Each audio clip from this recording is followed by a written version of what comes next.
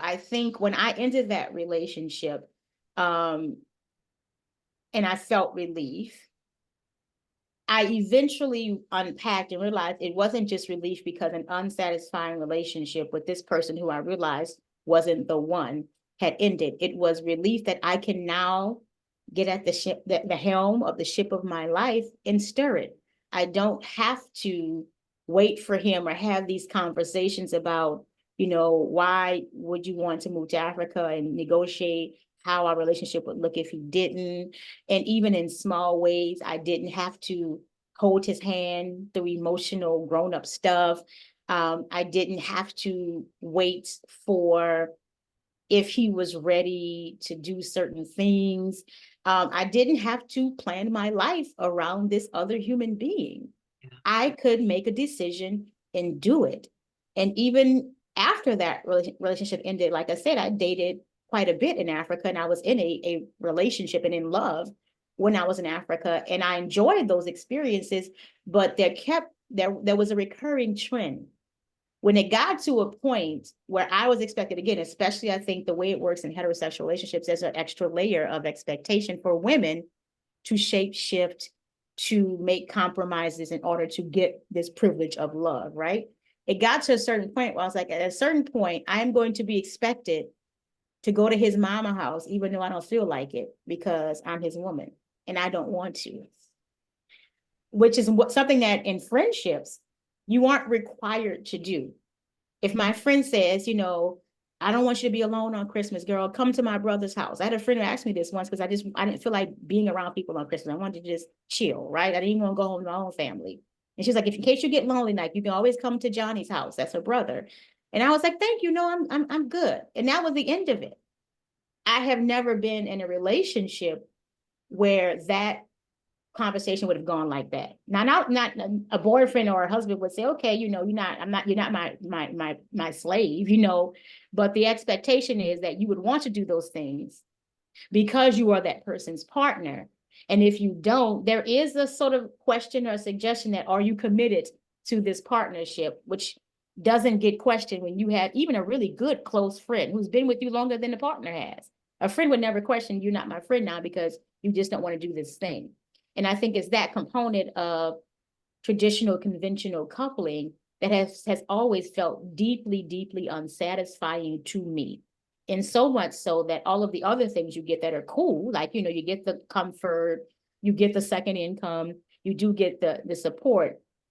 It never felt like that component was worth it to get that other stuff that was good. Do you know, I love what you said just there. I mean, I love all of it, but one thing specifically that I don't think any other guest has talked about in the way that you just have. And it's how you talked about the fact that if you don't want to have to feel like, or you don't want to have to go and do something that you don't want to do. For example, if you don't want to go and see your boyfriend's mother on a Sunday for lunch, you don't want to have to do that. And this is something that we gloss over this so much. I remember in previous relationships, quote unquote, having to do this, having to go there, having to see that person. And it's kind of weird when you think about it, that it is just so taken for granted that you will give up your precious time to do things that you don't necessarily want to do. And if you don't do them, you are you get this sort of disapproval, like, well, what do you mean you don't want to go to your boyfriend's house for Christmas? Like, there's so much disapproval around, and actually saying it out loud, it's just fucking absurd that we're expected to do these things. It's like, why, you know why should we have to do those things just because that is what the narrative tells us we are supposed to do? And it doesn't mean you don't love someone just because you don't want to do a particular thing that maybe involves their family or their friends or whatever. But there is it's really frowned upon, isn't it, to not suck up all of those things that we're expected to do. But actually, you know, we get this one precious life, and we don't get a lot of free time, yet we're expected to spend so much of that free time doing things that we don't necessarily want to do.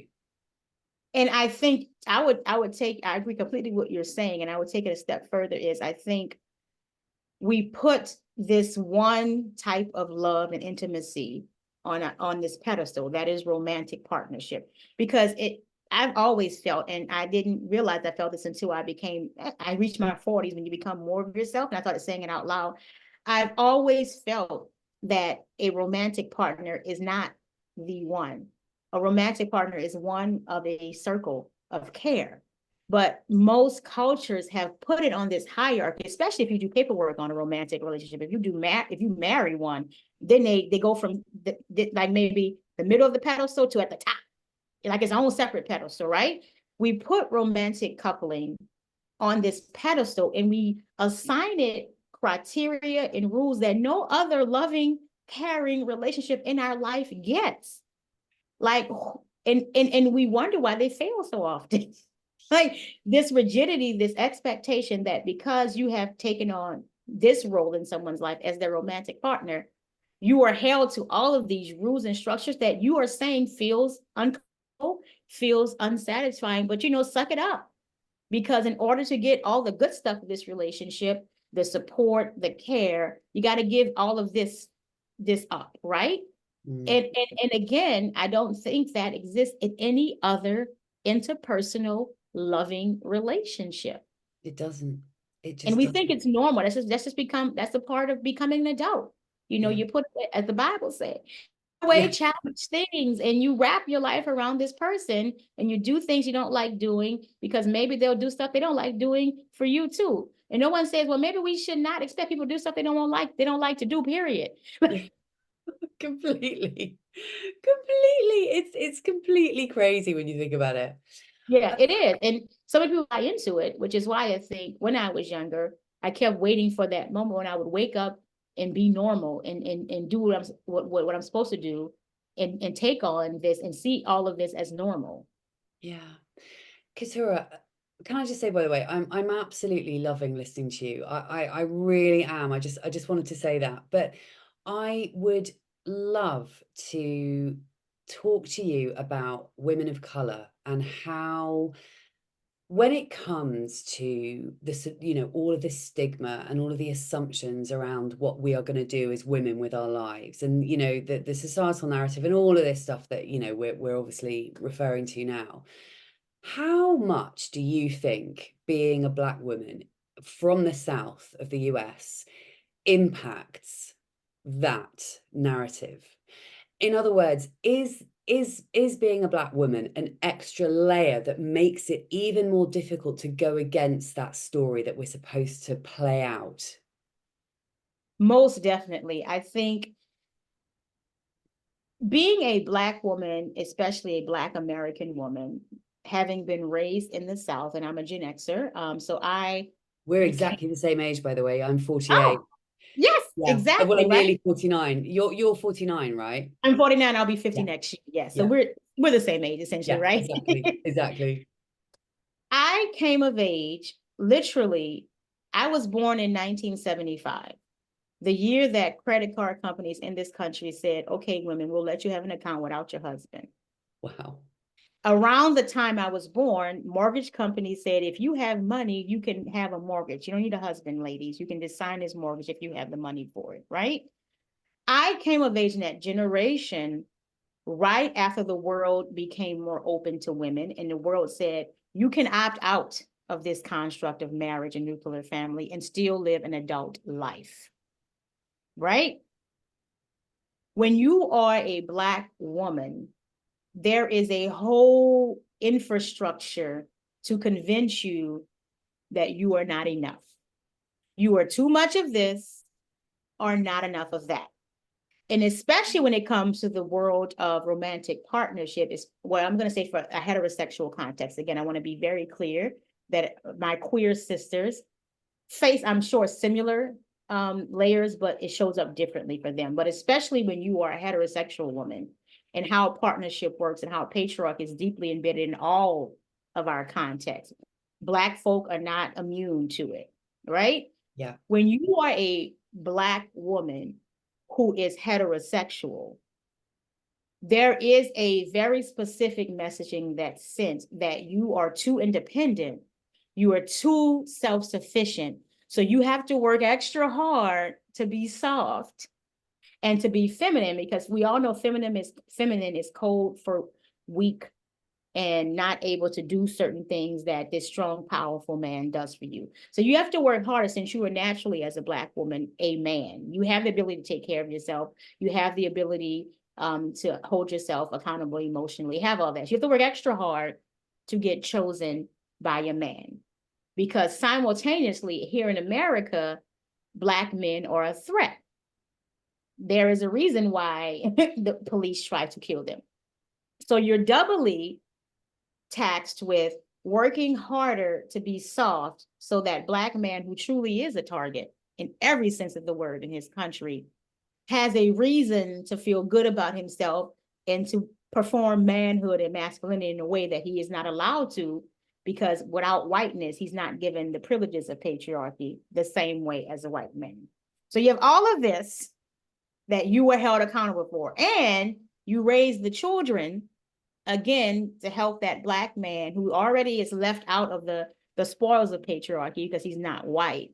So then you have his children and you take good care of them while he's struggling and fighting to get these little financial prizes of patriarchy. So you do all of that in service of your good Black man, which in tandem is supposed to come around to service of the Black community as a whole. So when you are a Black woman who says, no, thank you to all of that, I will not be doing any of that. I will serve my community the way I see fit, and it's not by being someone's wife and someone's mother. You have committed treason against your people. Gosh. No one actually says those words to you, of course, because no one has actually ever thought about it that way, right? Yeah. But much like my queer sisters understands heterosexuality better than I do, because they have to. They had to survive and figure out how to play along in order to be able not to be judged for it. So they know it better. So when you are a woman who's like, none of that looks appealing, you study it. You see what it requires of you, and you have names and words for it, because you're like, I don't want that, right? So because you don't want that, you study it and you're intentional in opting out of it in ways that those who walk into it never, ever even consider. So essentially, much of your community believes you are committing treason, or even better, how dare you choose a path that I never even considered. Right.